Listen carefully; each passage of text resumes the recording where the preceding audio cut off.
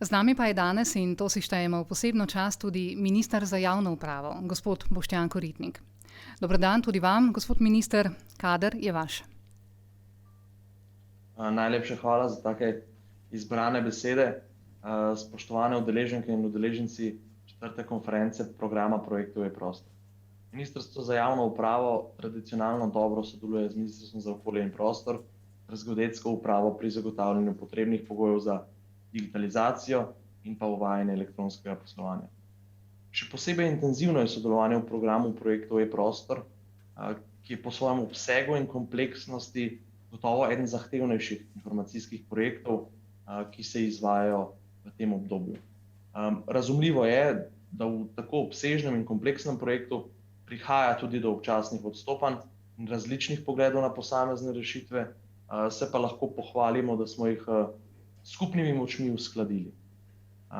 Za potrebe delovanja teh novo razvitih informacijskih rešitev v okviru programa e-prostor smo s skupnim sofinanciranjem zagotovili moderno, zmogljivo in robustno informacijsko infrastrukturo, primarno lokacijo v Ljubljani, nadomestno lokacijo v Mariboru, s tem pa smo zagotovili možnost nemotenega poslovanja tudi v najtežjih razmerah.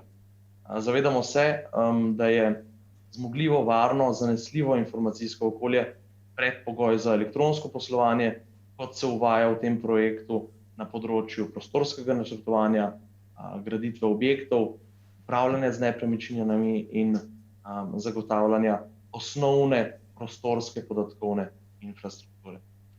Veseli nas, da se v projektu v veliki meri uporabljajo obstoječi skupni informacijski gradniki, torej enotna prijava, varnostna shema, digitalno podpisovanje, pisarniško poslovanje, pa tudi varna shramba elektronskih dokumentov.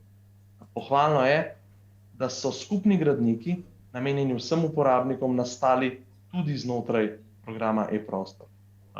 Tovrsten primer, ki je tudi primer dobrega sodelovanja med različnimi organi, je metapodatkovni sistem za prostorske podatke, ki omogoča neposreden prenos informacij ne le v evropski Inspire geoportal, temveč tudi v nacionalni portal odprtih podatkov.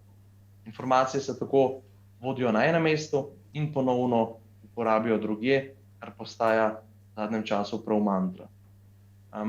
Informacije, torej, ki bodo dostopne v takšni digitalni, standardizirani obliki javni upravi, gospodarstvu in posameznikom, bodo gotovo pospešile digitalni razvoj družbe in omogočile razvoj različnih novih inovativnih rešitev, tako v upravi, kot tudi, ali želite, predvsem v gospodarstvu. Dosedanje delo na programu projektu e-prostor je s temi vzpostavljenimi mehanizmi osnova in dober temelj za bodoči razvoj na področju skupne prostorske podatkovne infrastrukture, za razvoj drugih prostorskih ekosistemov in pa za zagotovitev standardiziranih odprtih prostorskih podatkov in prostorskih podatkov velike vrednosti, torej kot neke vrste dela novih digitalnih strategij. Nacionalni podatki o prostoru in okolju predstavljajo podatke visoke vrednosti, to je dejstvo. Zato bo digitalna transformacija na področju prostora in okolja, ki predstavlja pomemben del stebra digitalizacije programa za odpornost in okrevanje, omogočila pospešen razvoj investicij z digitalnim zelenim prehodom, izboljšala poslovno okolje in prispevala k administrativni razbremenitvi, kar je tudi poslanstvo Ministrstva za javno upravo. Horizontalna integracija informacijskih sistemov e-prostora, e-okolja, e-voda in e-narave bo ustvarila pogoje za razvoj digitalnih omrežij in inovativnih storitev na področju urejanja prostora, graditve objektov, evidentiranja nepremičnin, varovanja okolja in pa upravljanja z vodami in ohranjanjem narave. S tem ukrepom bo država spodbujala usklajen, medoperabilen, torej interoperability by default, in pa koordiniran pristop glede uporabe prostorskih in okoljskih podatkov na eni strani na ravni Slovenije, pa tudi širše na ravni Evropske unije. Omogočen bo učinkovitejši, uspešnejši razvoj in pa integracija aplikacij, ki temeljijo na koordinatah oziroma lokaciji na zemlji.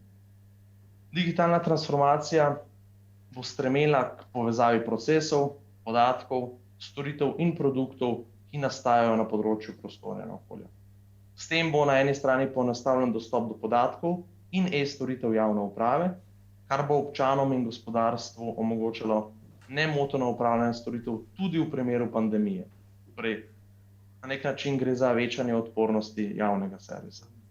V naslednji finančni perspektivi, torej 2021-2027, pa bo digitalni prostor za zelene investicije še nadgrajen z umetno inteligenco, vizualizacijo in uvedbo večdimenzionalnosti ter seveda tudi drugih sodobnih tehnologij. Preden pa dokončno zaključim, vas pozivam, da se vsi, ki tega še niste storili, na svoje pametne telefone naložite aplikacijo Ostani zdrav. Seveda ne zato, ker vam je tako naročil minister oziroma vas prosil, temveč zato, da pripomorete k preprečevanju nenadzorovanega širjenja okužb z virusom in pa zaščitite svoje najbližje in sebe. Želim vam vse dobro v letu 2021, srečno in ostanite zdravi.